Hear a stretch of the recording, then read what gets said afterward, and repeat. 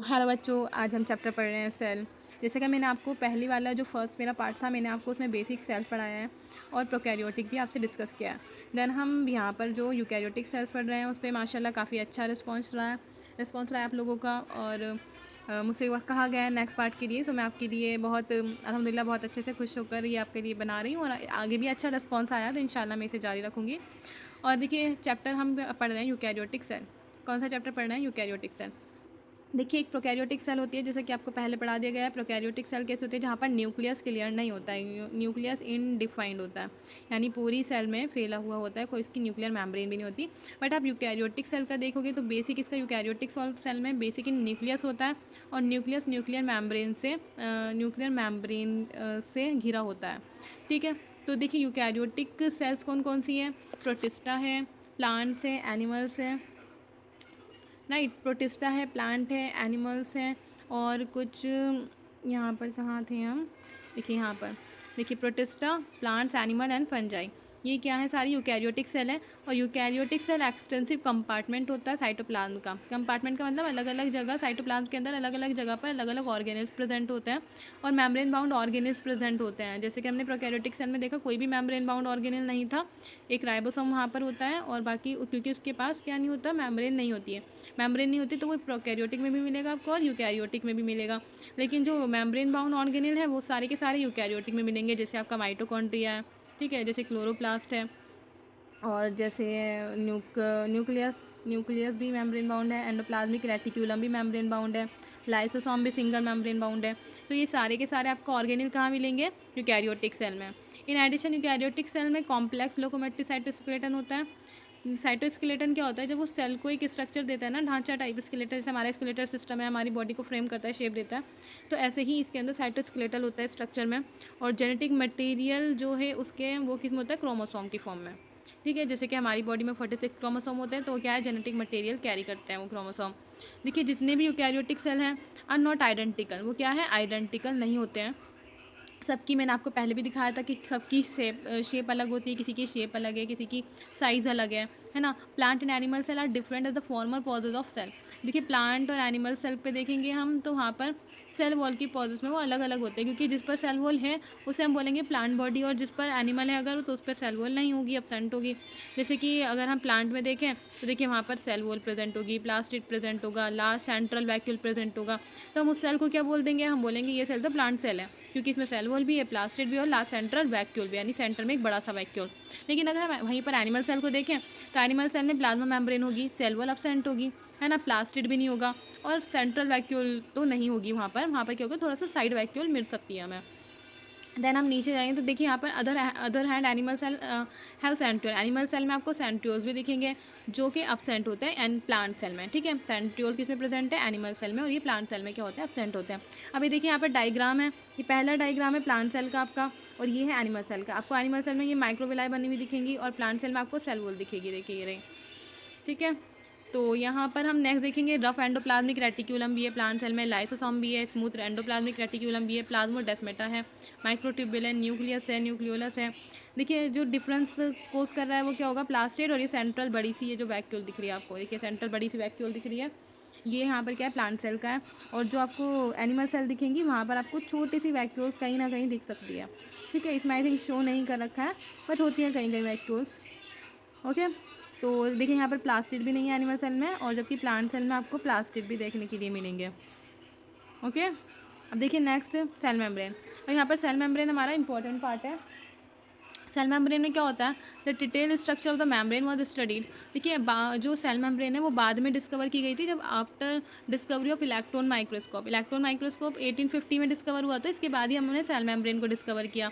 अब देखिए chemical studies जो है सेल मेम्ब्रेन की हमने किस पे देखी? ह्यूमन रेड ब्लड सेल, क्योंकि ये बोला गया कि जो सेल मेम्ब्रेन है वो बिल्कुल ह्यूमन रेड ब्लड सेल की जो मेम्ब्रेन है बिल्कुल सेम वैसी ही है।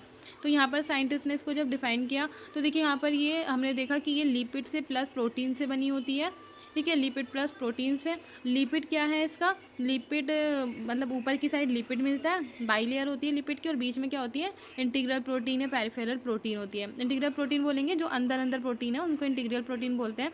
और देखिए पेरिफेरल प्रोटीन जो है वो बाहर होंगी, जैसे कि देखिए ये वाली प्रोटीन को देखिए इंटीग्रल प्रोटीन है, और जो इसके बाहर साइड ये वाली साइड है बाहर, तो वो हमारी क्या है, एक्सटीरियर प्रोटीन। ओके, यहाँ पर आपको कुछ शुगर के मॉलिक्यूल्स लगे हुए मिलेंगे, पेरिफेरल प्रोटीन है देखिए वाली, इंटीग्रल और पेरिफेरल प्रोटीन। ठीक है, तो यहाँ पर फॉस्फोलिपिड बाई लेयर है, यहाँ पर ये रहा, जैसे मैंने आपको बताया लिपिड की बाई लेयर होती है तो उसे बोलते हैं फॉस्फोलिपिड बाई लेयर। देखिए यहाँ पर जो लिपिड होता है, लिपिड कुछ ऐसा होता है, इसका इधर हेड होता है और ये टेल होता है। जो इसका हेड है वो कैसा होता है, वो होता है पोलर, कैसा होता है, पोलर। और जो इसका टेल है वो होता है नॉन पोलर। अब अगर पोलर है, क्योंकि पानी भी पोलर है, तो पोलर पोलर के ही अंदर जा सकता है ना, ट्रांसफ़र हो सकता है, पोलर नॉन पोलर के अंदर तो नहीं जा सकता। तो इसका अरेंजमेंट कुछ ऐसा है, जैसे देखिए ये पोलर है और ये इसका हेड हो गया, फिर ये इधर पोलर है, ये इसका टेल हो गई, और यहाँ पर बीच में इंटीग्रल प्रोटीन हो गई। अब जैसे पानी आएगा या कुछ भी मॉलिक्यूल को उसको पार करना है, तो अगर वो पोलर मॉलिक्यूल है तो इसके अंदर चला जाएगा, राइट। लेकिन अगर वो नॉन पोलर है तो उसके लिए अलग अलग हमारा मैकेनिज्म है उसको ट्रांसफ़र करने का, वो हम आगे पढ़ेंगे। ठीक है, अब देखिए the study show the cell membrane is mainly composed of lipid and proteins, जैसे मैंने आपको बता दिया है। और लिपिड जो है वो उसको हम बोलते हैं फॉस्फोलिपिड। ठीक है, और ये बाई लेयर की फॉर्म में होता है, arrange with the polar head, जैसे आपको ये बता दिया है कि पोलर हेड होता है आउटर साइड की तरफ, जो हाइड्रोफोबिक होता है, यानी उसके अंदर पानी तो उसके अंदर आएगा, क्योंकि पोलर हेड तो हाइड्रोफिलिक होता है। और जो टेल है वो कैसी होती है, हाइड्रोफोबिक होती है, क्योंकि टेल नॉन पोलर है इसलिए उसमें पानी ट्रांसफ़र नहीं करेगा, जो कि इनर पार्ट में होती है। ठीक है, अब नॉन पोलर जो टेल है सैचुरेटेड हाइड्रोकार्बन की बनी होती है, और इसे एक्वस ही क्यों बनी हुई है, क्योंकि एक्वस एनवायरनमेंट से बचने के लिए अंदर की साइड छिप गई है। इन एडिशन ऑफ फॉस्फोलिपिड में अगर हम देखेंगे, मेम्ब्रेन है ऑल्सो कंटेन कोलेस्ट्रॉल भी कंटेन होता है, यानी फॉस्फोलिपिड जो मेम्ब्रेन है वो फॉस्फोलिपिड से तो बनी हुई है, बट उसके अंदर कोलेस्ट्रॉल भी है, जैसे मैंने आपको यहाँ पर बताया था। देखिए रहा, ये कोलेस्ट्रॉल भी होती है, क्योंकि कोलेस्ट्रॉल से एक तरीके से सेफ़ रखने का काम करती है। अब यहाँ पर देखते हैं लिपिड बायोमोलिक्यूल इन्वेस्टिगेशन में reveals cell membrane also possess protein.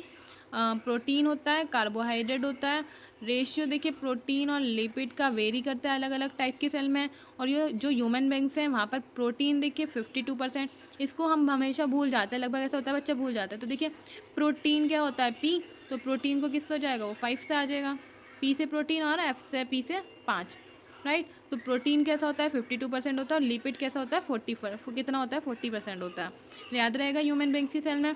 अब देखिए यहाँ पर एक्सट्रैक्शन, जब हम डिपेंडिंग ईज ऑफ एक्सट्रैक्शन करते हैं, मेम्ब्रेन प्रोटीन इंटीग्रल अलग हो जाती है, पेरिफेरल प्रोटीन अलग हो जाती है। और यहाँ पर पेरिफेरल प्रोटीन कौन सी बोले, पेरिफेरल मतलब क्या होता है कि बाहर की साइड है, इंटीग्रल मतलब अंदर की साइड है, तो या तो पार्शली धसी हुई होती है अंदर, या फिर टोटली ब्यूरिड होती है अंदर की साइड, है ना। देखिए यहाँ पर, ये देखिए यहाँ पर कुछ इंटीग्रल अंदर होंगी बिल्कुल फुली ब्यूरेट। ठीक है, अब इसके बाद नेक्स्ट आपका यहाँ पर देखिए, अब इसको यहाँ पर हम इस मॉडल को हम बोलते हैं, जो हमने सेल मेम्ब्रेन अभी हमने पढ़ा है, तो जब ये शुरू में आया तो इसको किसने मॉडल को improved model of the structure cell membrane propose किसने किया था, सिंगर एंड निकोलसन ने 1972। इंपॉर्टेंट है, क्वेश्चन आ भी सकता है। अब देखिए यहाँ पर फ्लूस इसको बोला था एक्सेप्टेड फ्लूइड मोज़ेक मॉडल। ठीक है, according to this the quasi fluid nature क्यों बोला है, बिकॉज जो लिपिड है वो लेटरल मूवमेंट करता है। लेटरल मूवमेंट किसे बोलते हैं, जैसे कि यहाँ पर लिपिड है, ये देखिए यहाँ पर लिपिड है, अब वो यहाँ पर साइड में होगा, है ना, ऐसा करके एक दूसरे से एक्सचेंज कर सकते हैं, लेटरल मूवमेंट बोलेंगे इसे। Protein with in the overall by layer में वो क्या कर सकता है, अपने आप को चेंज कर सकता है, इसलिए क्वासी फ्लूइड नेचर बोलते हैं। Overall bilayer this ability to move within the membrane is measure is fluidity. अब यहाँ पर अगर कोई चीज़ फ्लो कर रही है, मतलब वो चेंज हो रही है, तो हम उसे क्या बोलते हैं, इसको फ्लूइडिटी। ओके, अब देखिए the fluid nature of the membrane is also important from the point of view of function like cell growth. अब अगर हम फ्लूइड नेचर देखें मेम्ब्रेन का, तो इंपॉर्टेंट क्या है, point of the view function like cell growth, formation of intercellular junction, secretion, endocytosis, cell division और et cetera. Okay, जैसे अब इसका होगा one of the most important function of the plasma membrane is the transport the molecule across it.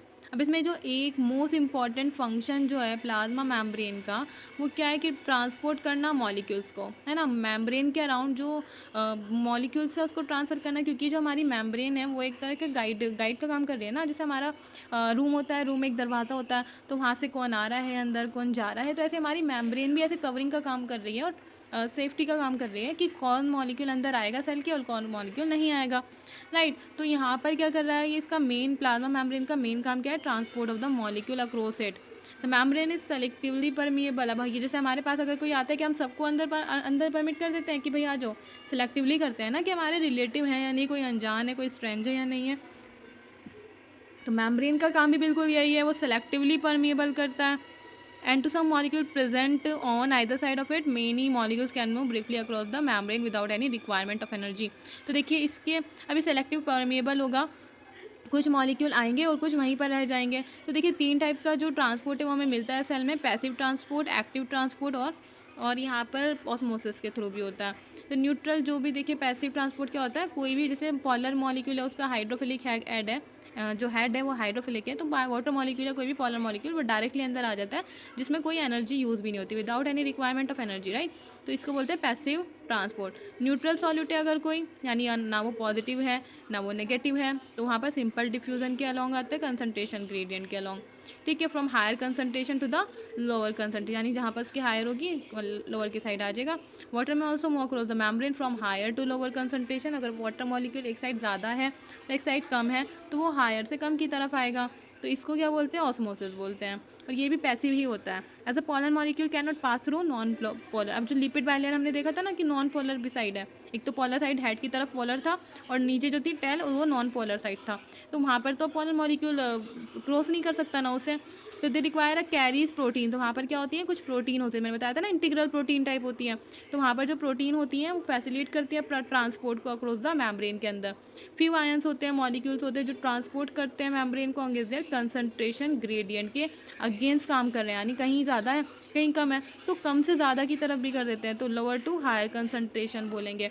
अब यहाँ पर क्योंकि काम उल्टा हो रहा है, अब हमें एक तो हमें होता है कि सीधा काम हो रहा है तो नॉर्मली हो जाएगा, लेकिन अगर हमें कहीं उल्टा काम कहीं कराना है तो क्या चलती है, रिश्वत।